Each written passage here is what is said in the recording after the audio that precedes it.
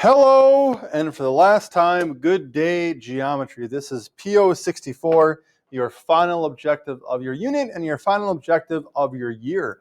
And this objective deals with segment lengths that can be formed by chords, secants, and tangents. In PO63, we looked at angles that can be formed either or both inside and outside the circle with chords, tangents, and secants. Now we're looking at segment lengths. So you have to switch your brain a little bit from angles and degrees to segments and length. And the formulas are a little bit different as well. So on your help sheet, you should definitely have a separate section for PO63 angle relationships and now PO64 segment relationships. But there's essentially four different situations that we're going to talk about. And see if I can get two on one page here. We're going to start with segments of chords within a circle. So you got a circle here. And inside the circle, you have two chords. Okay? And what this theorem tells us is if we know that this is 6 and this is 4, this is 3, and we're looking for that part x there, the theorem tells us that, let me throw in some letters here, some points, A, B, C, D, and E. The theorem states that the product of the parts of one segment, so looking at segment AC first there, the product of the parts, so A times B, segment AB times segment BC, okay? In our case here, that's 6 times 4, right? AB length of 6, BC length of 4. The product of those two is going to equal the parts of the chord in segment ED, which is EB times BD. EB is what we're trying to solve for. That's x. And BD, that length is given to you as 3. So 6 times 4 equals x times 3, right? Kind of highlight each of these things here. So we'll leave AB green and have that be green in there. BC is this section here. EB, what we're solving for, is the blue part here. And BD right here is the black part. So I don't know if that helps or not. Hopefully it does. But it's the parts of each segment, the product of those parts. So 6 times 4 equals 24. Equals x times 3, or we can rewrite that to be 3x. Divide both sides by 3, and we get an x value of 8. Okay? So chords within a circle, getting those segment lengths, it's going to be the product of the parts of each chord set equal to each other. Segments of secants theorem. So here we have a circle with two secants. So we'll draw our circle here. Okay. Secants, remember they start outside the circle and they pass through the circle. We are dealing with segments though. So our segments will have a beginning and an end. But what makes it a secant is that it starts outside the circle and then passes through the circle. So let's get some labels on here. Let's do A, B, C, D, and E. Okay, and what this one does is it kind of separates it into the part and the whole. Okay, the external part of the segment and the whole segment. It's very easy to confuse this with like the outside part and the inside part. Like in segment EB, it's very easy to think about this as EA, the part outside, and then AB, the part inside. But it's not. It's the external part times the whole. Okay, so the external part times the whole. So what that looks like here is that EA, that external part, okay, times the whole segment. So EA times EB. The external part times the whole segment is equal to the external part of the other secant segment, EC, times ED. So it's not outside times inside. That's the biggest mistake that folks make when solving these. It's outside times the whole thing, the external part times the whole. So, for example here, if we had, let's see, let's make this 3 and, actually no, let's make the other one 3. Let's, sorry, not sure what, no, I can't erase that, can I? Oh, brother. Well, we'll just deal. So we'll make this 3 here and X there. And 4 and 5. Okay. So what we're going to be doing here, that outside part of segment EB, that 4, times the whole thing, it's going to be 9, 4 and 5 together. It's easy to see why the mistake is made with like the outside times the inside, 4 times 5, because you don't see the 9 there, right? Your brain is kind of attracted to the numbers that it sees, but it is the outside times the whole thing. So 4 plus 5, or 4 times 9, is equal to the outside part of the other secant, EC, which is 3, times the whole thing, which is going to be 3 plus X. All right, we don't know what X is. It's that inside part, but the whole secant segment is a length of 3 plus X. So 36 is equal to, when I just distribute that 3, 9 plus 3X. Subtract 9 from both sides, you get 27 equals 3X. Divide both sides by 3, we get an X value of 9. Okay. Now, does that make sense here?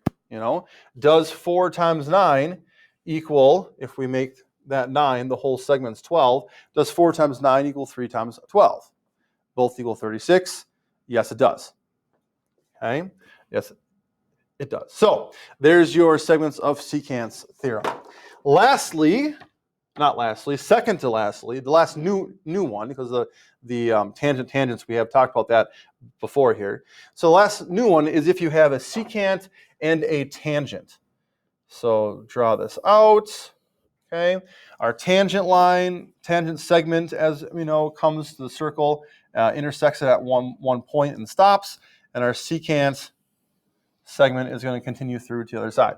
And putting some labels on here, we'll do E, this can be point A up here, B and C. I chose E for the external piece. I don't know, try and make a connection there. But for a secant and a tangent, the tangent is entirely on the outside of the circle. Right? It's entirely on the outside side of the circle. So the relationship is actually the same as a secant and a secant, except for when we talk about, the external part times the whole. Well, in the case of our tangent, the external part, EA, is also the same as the whole, because the whole thing is on the outside. So for a tangent, it's going to be EA squared, right? It's the tangent line squared. And that's going to be equal to, just like our secant example above, for our secant segment, the external part times the whole thing. So in this case, it'd be EB times EC.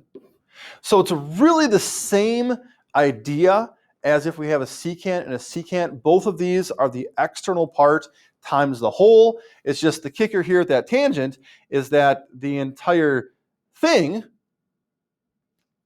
is outside the circle, right? So it's going to be itself times itself, or EA squared. Okay. So putting some values in here. Let's say this is, I'll use a different color this time. Let's say this is 16, and this is X, and this is 8. Okay? For our tangent, EA squared is going to be 16 squared, and that's equal to EB, which is x, times the whole thing, which is x plus 8. Right? The outside, the external part is x, and the whole thing is x plus 8. So we've got 16 squared, which is 256. Distributing the x gives us x squared plus 8x. And folks, what type of equation do we have? It's a quadratic equation, which means its graph is going to be a parabola. And when solving a parabola, use the quadratic formula. You knew it was coming. We're going to move this 256x over, or move the 256 over by subtracting it. So we get x squared plus 8x minus 256. This definitely seems like it could be factorable, especially since we have that coefficient x squared there. But just for funsies, let's use the quadratic formula instead. So we have negative b plus, and I'm going to have to erase all this through the last part here, but negative b plus or minus the root of b squared minus 4 times a, which is 1, times c, which is 256, all divided by 2 times a, or 2 times 1. So I'm going to grab my calculator here, wherever I left it. Here's 1. And 8 squared minus 4 times 1 times 256. Ooh, negative 256. Oh, there's even no one here to stop me from making that mistake. Negative 256 is going to be 1,088. So I have negative 8 plus or minus the root of 1,088, all divided by 2. The root of 1,088, it is not a perfect square, actually. 32.98.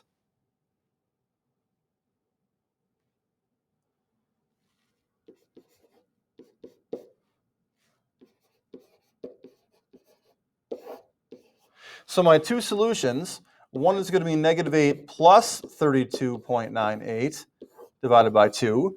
My other one is going to be negative 8 minus 32.98 divided by 2. Okay. Now, I do get two answers here, but can x be two different things? One answer is 12.49. And the other answer, negative 8 minus 32.98 divided by 2, is negative 20.49. Well, I go back to my original equation here, and I can eliminate this one immediately because x can't be a negative length, right? I'm talking about the length of a segment. It cannot be negative. So this one's gone. So I'm going with 12.49 here. And if this is true, then according to my formula, EB times EC, that external part, times the whole segment. So I'm going to add 12.49 and 8 to get 20.49. That should equal 16 squared, which is 256. And it equals 255.92. Why is it not exactly 256? Well, because I rounded, right? And whenever you round, then you lose some of that accuracy. So, but it checks out close enough, off by 0.08. I'm happy with it, and there you have it. Okay, and then the last one, a tangent and a tangent. We talked about this way back in one of our first objectives of this unit.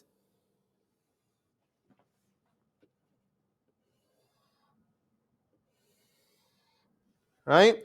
What do we know about common tangents? We know that they are congruent, right? Common tangents coming from a common point are congruent. Looking back at Theorem 10.2, there's a little bit more to it. Before the arc addition postulate, Theorem 10.2, tangent segments from a common external point are congruent. So there you have it. Okay? Guess there's not much more to it.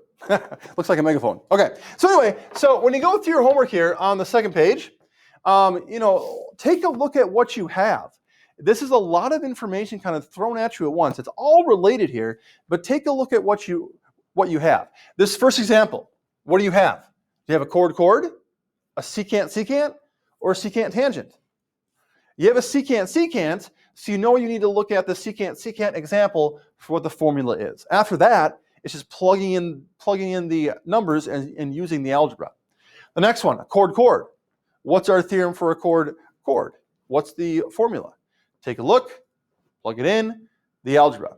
The third one, tangent secant, right? So take a look at what you have, look for that example on the first page, get the pieces in the formula, and then from there it's algebra solving for x. So 8RK is about to come back from music here, and so I have to hop off.